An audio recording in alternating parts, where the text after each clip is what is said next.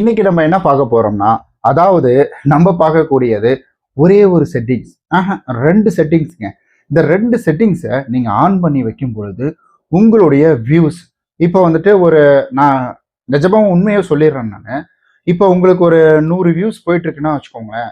இந்த 100 வியூஸ் அப்படின்றது வந்துட்டு கிட்டத்தட்ட ஒரு 500 1000 வியூஸா மாறுறதுக்கு வாய்ப்புகள் இருக்கு. இந்த 500 1000 வியூஸ் அப்படின்றது பார்த்தீங்கன்னா உங்களுக்கு 2000 3000 வியூஸா மாறுறதுக்கு வாய்ப்புகள் இருக்கு. ஏற்கனவே எஸ்டர்டே நான் ஒரு வீடியோ போட்டிருக்கேன். ஜீரோவில் சப்ஸ்கிரைபர் இருந்து சேனல் ஆரம்பிச்சு இன்னைக்கு 6 லட்சம் போட்ட ஒரே வீடியோ 6 லட்சம் வியூஸ் போயிட்டு இருக்கு. அதுல என்னென்ன டெக்னிக்கல் டப்ஸை ஃபாலோ பண்ணாரு, அவர் தம்ப்நெயில்ல என்னென்ன விஷயங்களை கொடுத்தாரு, அந்த வீடியோவோட மெயின் மேட்ரு என்ன அப்படின்றத தெளிவா நம்ம சொல்லியிருக்கோம். அதை போய் பார்க்கலைன்னா பார்த்துடுங்க. ஸோ மறக்காம, அதாவது பொதுவா ஒரு யூடியூப் சேனல் ஆரம்பிக்கக்கூடியவங்க பண்ணக்கூடிய தப்பு என்ன தெரியுங்களா? ஸோ கமாண்டை வந்துட்டு ஆஃப் பண்ணி வச்சிருவாங்க. தயவு செஞ்சு இந்த கமாண்ட் அப்படின்ற ஒரு செட்டிங்ஸை ஆன் பண்ணுங்க. கமாண்டுக்கு ரிப்ளை கொடுங்க. ஏன்னா யூடியூப் அல்கரிதம் அப்படின்றது வந்துட்டு கமாண்டுக்கு ரிப்ளை கொடுக்க ஆடியன்ஸோட ரிட்டன்ஷனை பார்க்குது. ஆடியன்ஸ் வராங்க, அவங்களுக்கு இங்க வரும் பொழுது அவங்களுக்கு என்ன நல்லது நடக்குது, அவங்க ஏதோ ஒரு காரணத்துக்காக வராங்க, அது வந்துட்டு எது வேணா இருக்கட்டுங்க. அதாவது நீங்க நல்ல விஷயம் வீடியோ போறீங்க, இல்லை ஏதாவது ஒரு வந்துட்டு இன்டைரக்டா வந்துட்டு எந்த விஷயம் வீடியோ போட்டாலும் யூடியூப்பை பொறுத்த வரைக்கும் ஒரு ஆடியன்ஸ் உள்ள வராங்க, அந்த கஸ்டமர் சாட்டிஸ்பேக்ஷன் ஆகுறாங்க. அப்போ ஓகே, இதை கொஞ்சம் தூக்கி விடு அப்படின்ற மாதிரி யூடியூப் வேலை அதுதான். அதாவது பிரைன் மாதிரி தான். ஸோ வந்துட்டு அதை என்ன ஷார்ட்கட்லாம் தேடி கண்டுபிடிச்சி நம்மளுக்கு சோம்பேறி வச்சுட்டு இருக்குங்க, அந்த மாதிரி தான்.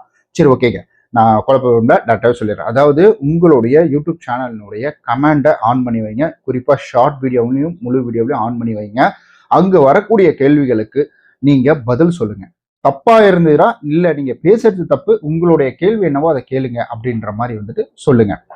தப்பா வந்துட்டு அசிங்கமா மெசேஜ் பண்றாங்க, வல்கரா பண்றாங்க அப்படின்னா, ஸோ ஆல்மோஸ்ட் வந்துட்டு ரொம்ப வல்கரா பண்ணும்பொழுது ஆட்டோமேட்டிக்கா யூடியூப் அல்கரிதம் அதை பிளாக் பண்ணிடும். ஆனா நீங்களே ஒரு வீடியோவுக்கு செட்டிங்ஸை ஆஃப் பண்ணி வைக்காதீங்க. பிகாஸ் இந்த மாதிரி நம்ம ஆஃப் பண்ணி வைக்கும் பொழுது இவங்க ஏனோ தானோன்னு வீடியோ போடுறாங்களோ அப்படின்ற மாதிரி யூடியூப் அல்கரிதம் இப்ப இருக்கக்கூடியது அவ்வளோ ஸ்மார்ட்டா யோசிக்குது. அது ஒரு மெட்டல் மாதிரி அது பண்ணிட்டு இருக்குன்னு வச்சுக்கோங்களேன். ஸோ அது இந்த வேலையெல்லாம் பார்த்துட்டு இருக்குது. அதனால கமாண்டை ஆன் பண்ணி வைங்க. ஷார்ட் வீடியோவோ ஃபுல் வீடியோவோ எதில் இருந்தாலும் சரி கமாண்ட் ஆன் பண்ணி வைங்க. உங்களுடைய ஓன் கண்டென்ட் கம்யூனிட்டி கைட்லைன்ஸ்க்கு இதெல்லாம் ஃபாலோ பண்ணி வீடியோ அப்படின்றத வந்துட்டு போடுங்க. சரி, அடுத்த கட்டம் அப்படின்றது இரண்டாவது செட்டிங்ஸ் என்ன? ஸோ இரண்டாவது செட்டிங்ஸ் அப்படின்றது ஒவ்வொரு யூடியூப்லையுமே ஸோ வந்துட்டு இப்போ ஃபியூச்சர் அப்படின்றது ஒவ்வொரு கிரியேட்டருக்குமே கொடுத்துருக்குறாங்க. அதில் குறிப்பாக ஹைப் அப்படின்றது. ஸோ நம்ம சேனலில் நான் அடிக்கடி வந்துட்டு சொல்லியிருக்கேன், இந்த ஹைப்பை வந்துட்டு பயன்படுத்திக்கோங்க. இந்த ஹைப்பை ஒரு செட்டிங்ஸ் மூலியமா ஆன் பண்ண முடியும். ஸோ கண்டிப்பாக உங்களுக்கு தெரிஞ்சிட்டு இருக்கும், அதை வந்துட்டு இதுவாக சொல்லும் அப்படின்றது இது கிடையாது.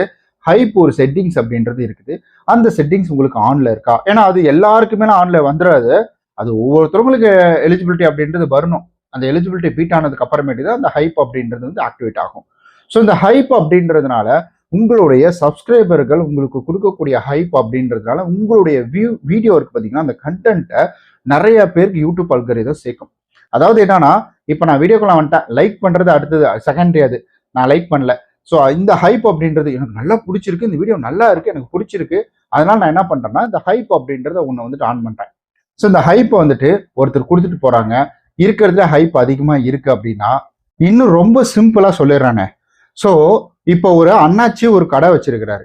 அந்த கடைக்கு நிறைய கஸ்டமர் வராங்க. அந்த கஸ்டமர் வந்து பொருள் வாங்கிட்டு போறாங்க. பொருள் வாங்கிட்டு போறதை மட்டும் அண்ணாச்சி பார்க்கல.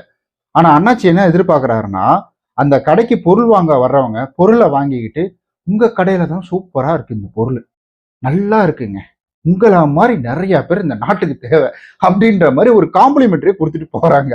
ஸோ இந்த மாதிரி வந்து சொல்லிட்டு போகும்பொழுது அண்ணாச்சிக்கு அப்பா நம்ம நல்லா பண்றோமோ அப்படின்ற மாதிரி. ஸோ இதை தான் யூடியூப் அல்கரிதம் எதிர்பார்க்குது. அதாவது வீடியோ வந்து பார்த்துட்டு சும்மா போயிடக்கூடாது.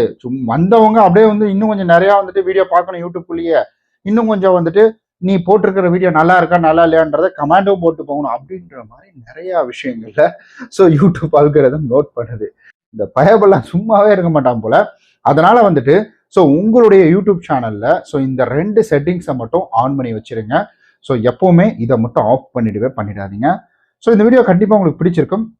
முக்கியமான விஷயம் மறந்துட்டேன், மைக் இந்த மைக்கு தான் இப்போ நான் பேசிக்கிட்டு இருக்கிறது.